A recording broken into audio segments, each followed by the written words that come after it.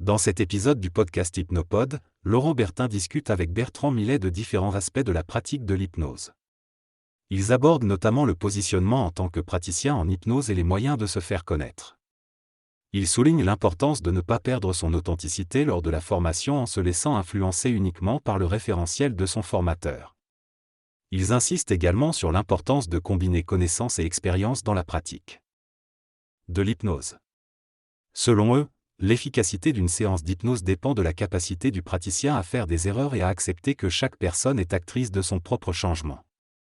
Ils encouragent les praticiens à être décomplexés et à se donner l'autorisation de faire des erreurs afin d'augmenter leurs chances de réussite. La peur de faire du mal en testant de nouvelles méthodes est fréquente dans certaines entreprises. Cependant, il est important de comprendre que c'est la personne qui décide de changer, pas nous. Tester de nouvelles approches ne signifie pas ignorer les besoins de la personne en face de nous, mais plutôt s'adapter à elle en permanence. La peur de faire du mal est donc infondée, car les gens sont plus résilients qu'on ne le pense. Ne pas tester de nouvelles méthodes signifie se priver de l'opportunité de les maîtriser. Il est important de communiquer avec la personne en face de nous, de la prévenir de nos expérimentations et de travailler en parité en tant que coach ou accompagnateur. La vision magique de l'hypnose, où le processus seul change la personne, doit être abandonnée. C'est la personne qui, en suivant le processus, se change elle-même. Les formateurs qui ne peuvent compter que sur les histoires qu'on leur a racontées, sans expérience personnelle, perpétuent cette vision magique et empêchent les autres de pratiquer par eux-mêmes. Il est essentiel d'avoir son angle unique, c'est-à-dire une approche spécifique et de présenter cet angle autre en mettant en avant les bénéfices. L'hypnose n'est pas suffisant, c'est l'angle unique de travail qui compte. Lorsque l'on souhaite se faire connaître dans un domaine, il est important de trouver son angle unique, c'est-à-dire ce qui nous différencie des autres. Cet angle unique peut être lié à la mission que l'on poursuit ou à notre approche méthodologie. Il est nécessaire de se concentrer sur le bénéfice unique que l'on apporte aux personnes. Il est également important de se centrer sur les besoins des clients et de comprendre que tout achat est motivé par un besoin à combler. Il ne s'agit pas de vendre un produit ou un service, mais de proposer une solution à un problème. Si l'on se rend compte que de nombreuses personnes proposent déjà la même chose que nous, il convient de trouver un angle unique qui nous distingue. Cela peut être géographique, en se positionnant comme le seul à proposer notre offre dans une zone spécifique. Il est également crucial de savoir comment présenter notre angle unique de manière appropriée aux autres. En résumé, pour se faire connaître, il faut trouver notre angle unique, se concentrer sur le bénéfice que l'on apporte aux gens, comprendre leurs besoins, et trouver un moyen de se démarquer des autres dans notre domaine.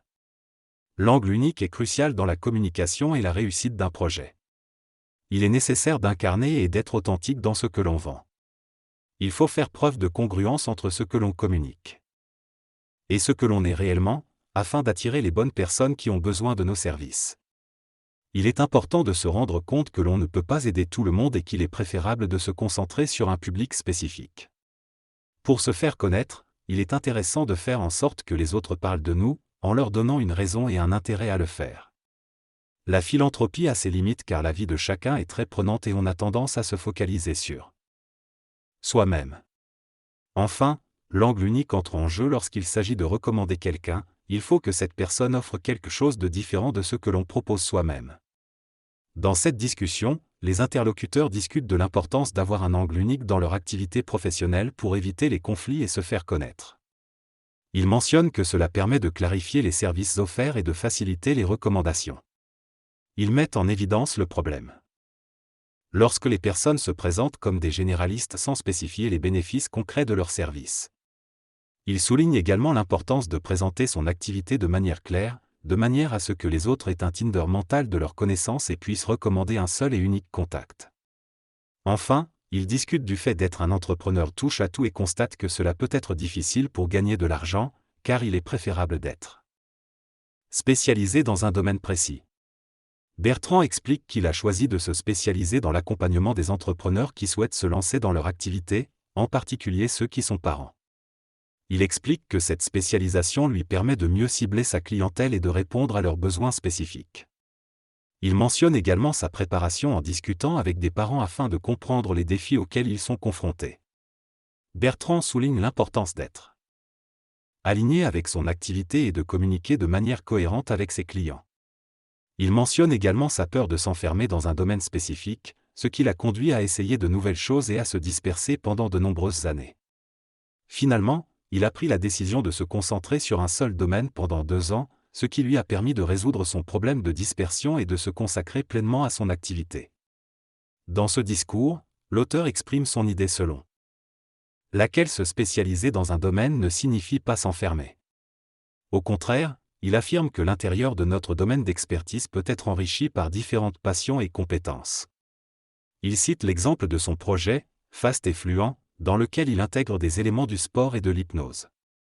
Il explique que cette convergence d'expertise permet de créer quelque chose d'unique et riche. Il mentionne également l'importance de trouver son propre angle unique pour se démarquer, citant l'exemple de Tony Robbins qui est connu pour avoir été le précurseur dans son domaine.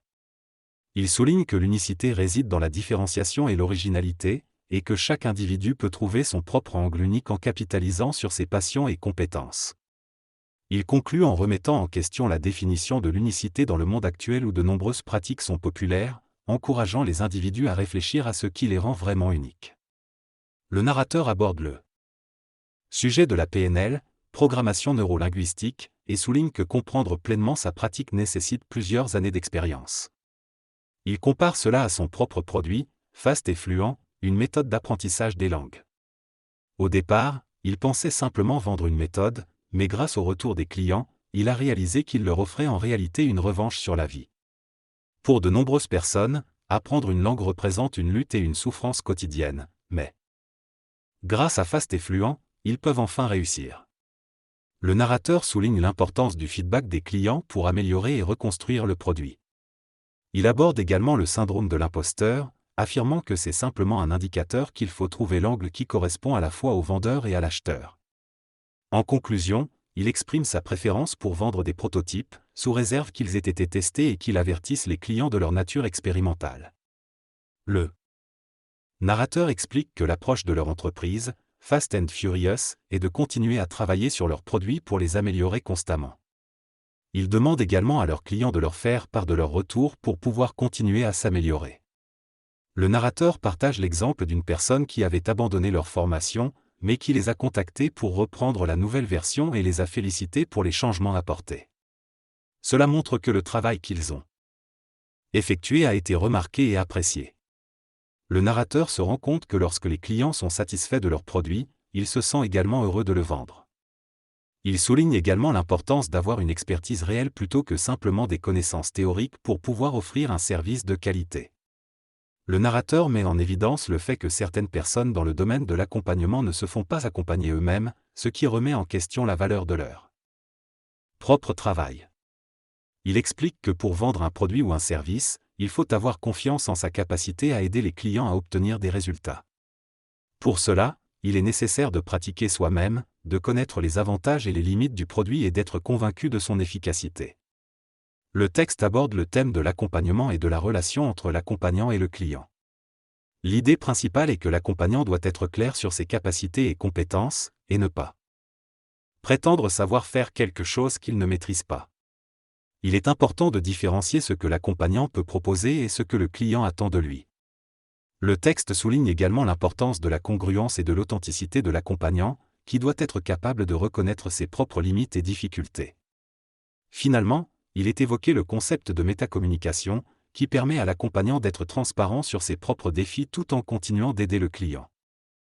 La transparence peut être bénéfique pour renforcer la relation de confiance entre l'accompagnant et le client. Lorsque j'accompagnais cette personne, cela avait un effet boule de neige sur moi également. Nous nous soutenions l'un l'autre et cela nous aidait à avancer. Cependant, il y avait une différence significative entre nous. Lui, il n'avait aucun problème pour conserver de l'argent, mais il avait du mal à en générer. De mon côté, je n'avais aucun problème pour en générer, et en un an. Est-ce réussi à économiser 45 000 €, remboursant ainsi mes dettes. Grâce à cet accompagnement, il a beaucoup appris sur l'accumulation d'argent et l'épargne, tandis que je lui ai appris à augmenter ses revenus.